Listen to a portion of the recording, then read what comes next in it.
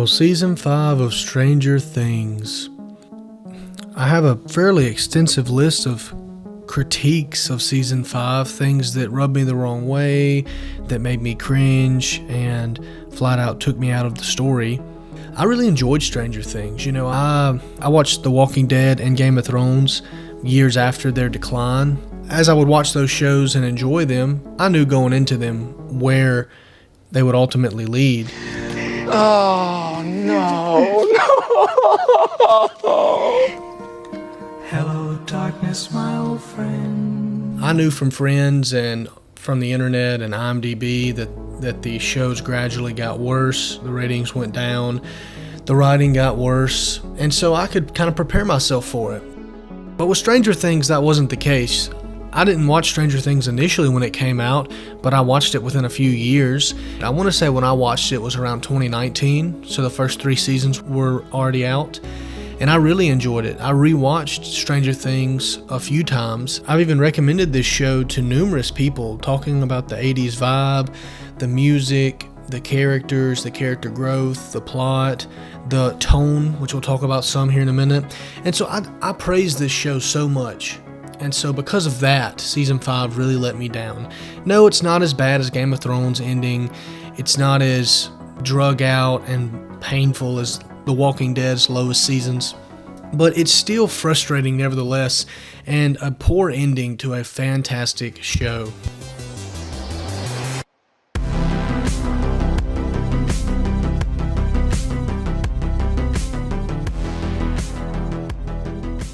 What I'm really going to be discussing is just my critiques of Season 5. I will go ahead and say at the beginning of this video that I enjoyed Part 1 much more than Part 2 and the finale, and I think that is the consensus for most people. There were scenes I didn't enjoy in Part 1 of Season 5, but I didn't hate it, and I still was anticipating the finale and hoping that they just did pretty good, and in my opinion, I don't think they even did that. One issue that continually comes up in Season 5 is the drama. The drama feels forced. Even in Part 1, there's scenes with Steve and Jonathan when they're riding around in the van doing their job, and Dustin's not there because he's injured. And Jonathan and Steve are riding around in the van, and they start to get in this drama, this disagreement over Nancy and how Jonathan and Nancy's relationship and how Steve thinks she should be treated. And it's obviously implied, if almost stated, that Steve is starting to feel that way towards Nancy again. And that really got on my nerves because it felt like Steve's character was regressing back into like Season 1 and Season 2, where Steve had come so far up until this point in the story. He had grown as a person. His relationship with Robin had grown beyond what he thought would be a romantic relationship. He saw they could just be friends. And so you get to Season 5 and it feels like the writers go, okay, we're going to put Jonathan and Steve in a situation, we'll just have them beef over Nancy again. And the same thing when they were climbing the tower to like race to see who could get to the top first, you know, some kind of macho match. The writers are forcing that. I don't think for 1 second Steve's character cares that much at all. A quick point I wanted to articulate is that Steve's character has grown beyond simply wanting to impress a girl, especially Nancy. That's why I think this whole tower climb and drama between Steve and Jonathan is silly and a poor choice, is because it undermines Steve's growth as a character immensely. Steve is the most well-developed character in the entire series, and the way they handle him in Season 5 and the feud with Jonathan just undermines his whole character arc. But the main point is that the drama feels forced. The same thing happens with Steve and Dustin later in Part 2, I think it is, when they're having this altercation about how Eddie went to his death when he didn't have to. Steve says that, and Dustin gets mad, and they fight, and then Dustin finds the room, very conveniently finds a room after him and Steve fight, and the fight feels so forced. The same thing happens with Joyce and Will. In Season 5, Part 1, Will and Robin left behind Joyce's back, and Joyce finds him, and she kind of chews him out, and he stands up for himself, and she kind of sees where he's coming from. Finally, with Eleven and Hopper in the Upside Down, and there's plenty more, but you have these character interactions that they just feel forced. Not even nitpicking the dialogue, which it has issues, but especially just compared to the earlier seasons. The dialogue's so much better. The drama just feels so forced. Whenever Steve and Jonathan started arguing about Nancy, I was rolling my eyes. Whenever Steve and Dustin started arguing about Eddie, and they were both being so harsh to each other, and really, it almost felt like they were looking for a reason to argue. When they're in the Upside Down, trying to stop the end of like the world, they're getting in this argument, and it just feels so forced. And really, we don't have time to go into it, but this stems from the fact that season 4 ends and all the characters are on the same page. Everyone's there watching Hawkins get split down the middle because Vecna won. And I heard other viewers make this critique before season 5 even came out a couple years ago, that season 5, the writers are going to have to create drama to have something else going on in these conversations when these characters are doing things. And it happened, and it was so obvious. They just have Jonathan and Steve arguing about Nancy, Steve and Dustin arguing about Eddie, Will and Joyce arguing about if Will's old enough to go do certain things. The drama just felt so forced. Felt way more forced than the earlier seasons. The earlier seasons felt like the writers knew the characters' personalities. The writers knew where they wanted to take these characters, and they let the characters' decisions dictate the story and where they ended up.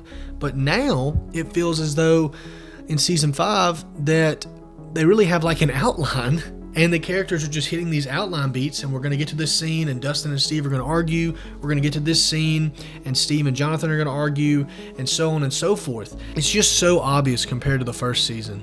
Second critique of season 5 is that, and I know a lot of people have talked about this already, and I'll be quick, is that so many characters have these long monologues. There's the really popular one of Max and Holly talking when the portal's there, even though it was well established that the whole reason Max is in this dream world is because she couldn't get out, and the last time she saw the portal, it closed. She even tells Holly earlier that she really doesn't think she's ever going to get out, and so she finally sees the portal, and she takes time to do all this explaining to Holly and really encouraging her. I mean, she's not really telling her anything new.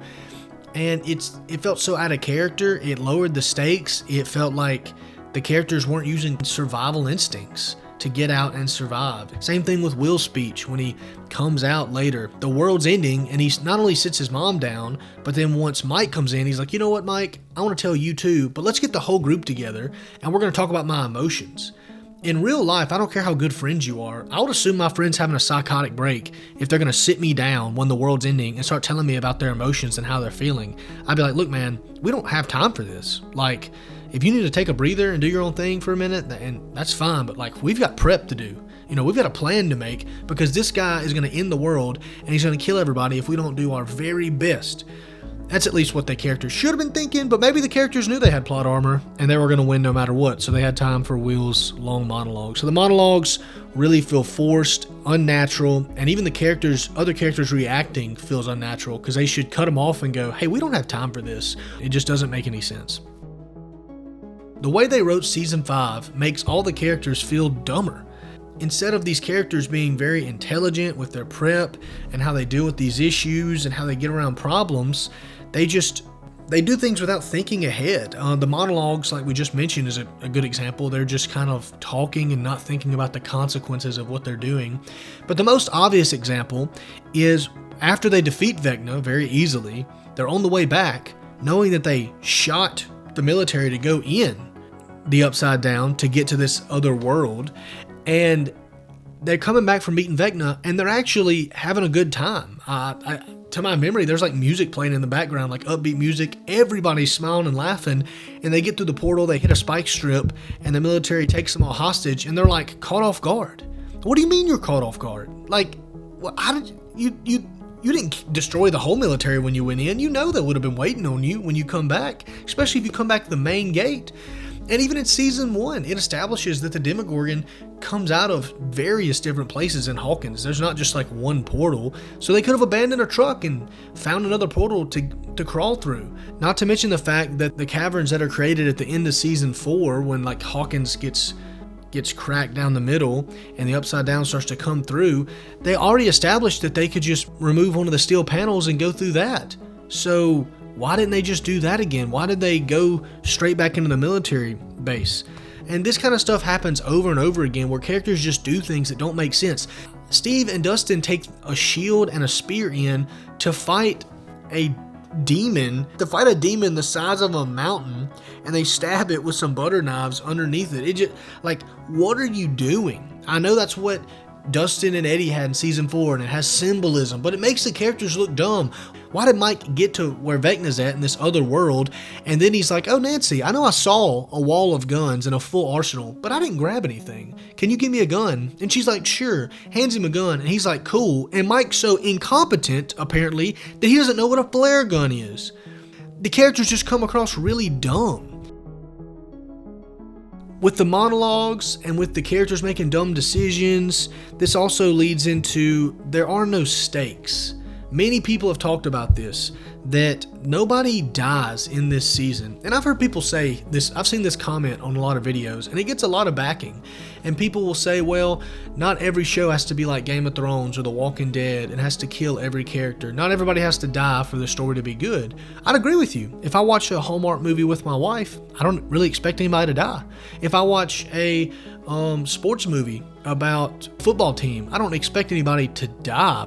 But when I watch a show about a man that can move things with his mind, can literally levitate people and break all their bones with his mind, and he has no moral hold up to kill anybody in his path, yeah, I expect some high schoolers and their parents to die to a wizard from another world that can kill people instantly. And we even see the scene where it shows Hopper sees the illusion and shoots the tank of 11. And first thing I thought was, and that was an illusion, 11 wasn't even shot. The first thing I thought was, why has Vecna not done this the whole time? Why don't he have the military shooting each other? How'd the military even get in the Upside Down if you can make anybody see a vision? What's the limitation on that? Why didn't he have somebody else shoot 11 way back, right? Like, why are these kids surviving? I mean, the abilities they show Vecna have are insanity. The fact he doesn't kill multiple characters, much less just a single character outside of the random chick from the worst episode in season 2, it's beyond me.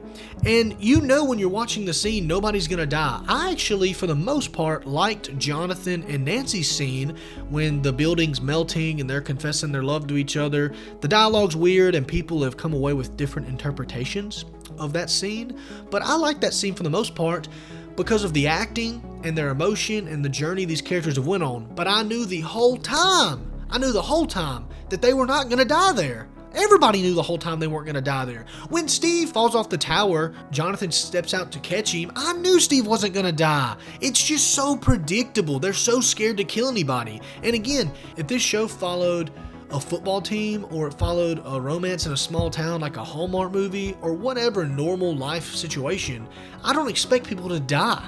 But when you're fighting a wizard from another world that wants to destroy the world, and he has magic, and you have a character with magic, multiple characters now, I expect normal people to die, especially people that don't know how to bring a gun to the final fight, and they bring spears and a flare gun. It makes the characters come across extremely incompetent, and there's just no stakes, except the opening scene with the Wheeler parents, and I thought that was a great scene, but we'll talk about that more at the end because they even fake us out on that one. Another problem they run into, since no one's been killed off, the cast just keeps growing. They would introduce Bob and then kill him off. They introduce Alexia and kill him off in the same season. They introduce Eddie and kill him off in the same season. Then you have the main cast just grows and grows and grows, and then you have people just standing in the background. So many characters got literally no good moment the whole season, or at least had no normal interaction of dialogue. Meanwhile, Max and Will are getting these long monologues that are extremely forced and super unrealistic. Because they refuse to kill anybody off in the main cast, not just in season 5, but in previous seasons, the cast gets so big that you have multiple people standing around doing nothing, just standing in the background and having nothing really to do. This is my personal opinion. Writing is subjective. Storytelling is subjective. I can't do anything to prove this point is better, but I think Steve and Hopper should have died. At least one or the other, if not both of them. 11 Steele in season 5 isn't like a mature person. She makes a lot of impulsive, rash decisions, and that's fine. It's fine to have a character like that. It would have been a great moment if some of her decisions had Hopper killed and she realized how to grow from that. And not just him die, he can still willingly die, sacrificing himself, or Steve sacrificing himself. I think that would have been great. Steve went from this selfish character to this selfless character, and he became like the babysitter. So it would have been great to see him give his life out for the rest of the kids, for them to get away one last time, or for them to get into the last phase of the battle to stop Vecna. It would have fit so well. But instead, Steve's a baseball coach. Right, that's what I want to picture Steve now as, a baseball coach. Not the guy that went from a selfish jock to a selfless hero that laid his life down for these kids that he's grown with and been with, and he can go down as a hero laying his life down like Eddie. No, he's a baseball coach. That's just it. And if they want to write, if they want to make spinoffs and make more money, whatever, man, but the story suffers from it when you just want to keep making spinoffs and making more money. On the Hopper point, while I do think Steve and Hopper should have died, again, I can't prove that in any sense. They definitely alluded to this when Steve almost died and Jonathan saved him. But also, Hopper, kind of out of nowhere, has a bomb vest on, and he's going to blow himself up to get rid of Vecna. Now, it should have been obvious to Hopper, like it was the audience, that Vecna's not captured by the military. This dude's way too strong to get captured. And by the way, even if the writers had Vecna captured, it wouldn't make any sense, because he's just, in season 4, he's way too strong. There's no way the military's capturing that guy without magical powers. Everybody knew Vecna was not in the military base. But anyway, I actually got kind of emotional, and it got to me when Hopper was going to give his life, and I was like, what a way to go out, part 1 to end. And, what if he does, blow up the base? It does something, but it doesn't kill Vecna, and so it doesn't really do anything. I was like, this is going to be tragic, emotional, this is great. And then they just fake us out with it. It's another fake out death. Just how they had a fake out death with him at the end of season 3 and he shows up in Russia. Just how they've had fake out deaths throughout the whole show. It gets to a point where you can't trust the writers. They're getting away with it mainly because the show's over now. The Walking Dead caught a bunch of flack back in the day in like season 6 and 7 when they started having fake out deaths with Glenn and Rick. And it was even more egregious because the show kept going, and The Walking Dead was known for killing a lot of characters, unlike Stranger Things. But Stranger Things still does it. They kill a lot of their characters. A lot of people die. It's life and death stakes. They even fake out the audience, like, oh, Steve's fallen, but he's fine. Or Hopper's about to self-destruct, but no, not really. And so the fake out deaths just make it worse than the fact they didn't kill anybody. And really, forget saying they didn't kill anybody. Vecna would have killed somebody. You establish this villain as a strong, powerful villain in season 4, and now he's this weak dude. And this is my next critique of this season, is they ruined Vecna as a villain. And I don't mean just because they had to sympathize with him a little bit, just to like kind of twist it and make it convoluted. Is it really the Mind Flayer? Is it really Vecna? That was unnecessary. Completely unnecessary. You could have left all that out, because Vecna is a great villain in season 4. You learn a lot about Vecna and his mentality just from the flashbacks of Eleven and him during the Hawkins Lab massacre. You learn a lot about him there. You don't have to see him as a kid and see how he got his powers. We don't have to know all that. Writers try to explain everything sometimes and they hurt themselves. Vecna was a great villain in season 4. I was actually so impressed that they could go from like these eldritch monsters from another world and universe that we know nothing about to actually there's a guy in there that's like Eleven that just looks like a monster, and he's actually been behind a lot of stuff. While retconning previous things to say he was behind everything was obvious, I overall still enjoyed season 4 and enjoyed him as a villain. But season 5 nukes all that. He comes across as dumb. He just can't kill children. The literal children that are holding like knives, and he can't kill them.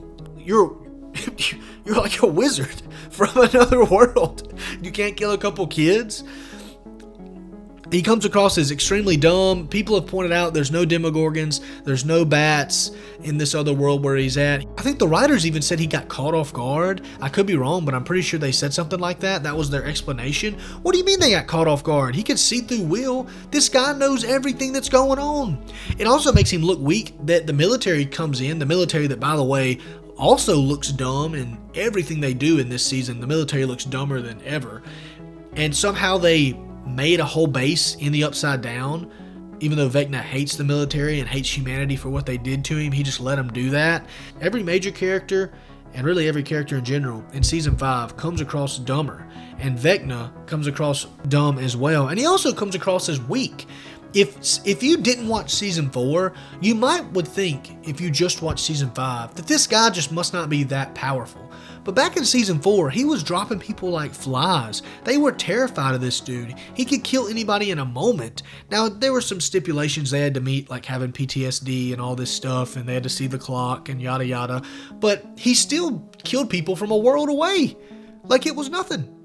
He's such a worse villain in this season, and I really hate it because he was the best villain I'd seen in a live action show in years, at least in a show that'd been made in years. He was just a great villain, and the fact that they really didn't foreshadow him at all, and they somehow made it work in season 4, and he really came on the scene and just was very captivating and terrifying. It's so sad to see what he became in season 5. The Upside Down's not scary anymore. It's not interesting. It's not terrifying. It's not unsettling. Remember when the scientists had to wear the biohazard gear to breathe? Remember when Hopper got sprayed in the face by a spore and he was coughing everywhere? Do you remember when Will was seeing the mind flare in its like tornado form in season 2, and then Joyce saw it on the TV? I mean, it's just terrifying stuff. The Upside Down used to be horrifying. When Nancy went into the Upside Down in season 1, you're sitting there thinking the whole time, oh, Nancy's gonna die on like episode 3. Like, what is she doing? This place is a death trap. There's even a scene in season 1 where they just send a guy in. They just send a guy in with the cable strapped to him in Hawkins' lab, and he goes in there, and you hear him scream over the radio, and they pull the cord back, and it's just blood, and the dude's harness. He's long gone. Something just killed him off screen. Horrifying stuff. And yet in season 5, they're just sitting in a church. They're just chilling. They're just walking around. Until the military shows up, there was really no danger. There's no more demogorgons. There's no more bats. Apparently the air's fine to breathe. You know, they just ruined the mystery they built up. And it's sad that the writers forgot. They just left all that behind, all the danger. They left all that behind to, quote unquote, explain the world building more, to make up this wall that they never thought of beforehand, to make up the fact there's another world that Vecna's joining that it's clear they never thought of beforehand. And they just add all this stuff in season 5. Now, they got away with retconning previous things with Vecna in season 4. Even I enjoyed season 4. A lot of people did. But they tried to do it again in season 5, and their execution was way worse. And it's just obvious that they just thought of some stuff on the fly and ran with it and expected people to believe it and not ask a bunch of questions on, well, doesn't that affect all this previously established things? Of course it does. But main point there, the Upside Down just isn't horrifying anymore. It's not scary anymore. It's not interesting anymore. It doesn't seem dangerous at all. The monsters in it don't even seem dangerous until they attack the military. Then they're like super dangerous. But when there's a main character around, they're very mild. Also, they lose the tone that they built up in season 1 and the earlier seasons. When you look at the show's tone, you really go from like a coming-of-age story to the eldritch horror. In season 5, the show is more of an action adventure. They're fighting these massive monsters on this other planet like they're the Avengers. It turns into a Marvel movie. It turns into a climax of like a Marvel movie, a typical action movie. And that's not what season 1 was. And again, not saying you can't do it, you can do it, but that's not what they were doing in season 1. If you'd have told me after season 1 or 2 that the show's going to end with the characters fighting a monster on another planet that's not the Upside Down, but a whole nother planet, and they're fighting it with Molotovs and some spears, I would have thought you were crazy. The show was never about that action part of it. It was about the drama of the characters, their interaction, how they were trying to find Will, trying to figure out these strange events, and then trying to figure out Eleven and who she is and what she does. And in season 5, they just lose all that and it becomes this big action show. And it's just such a shame they lost their core tone that they started with that made it so unique.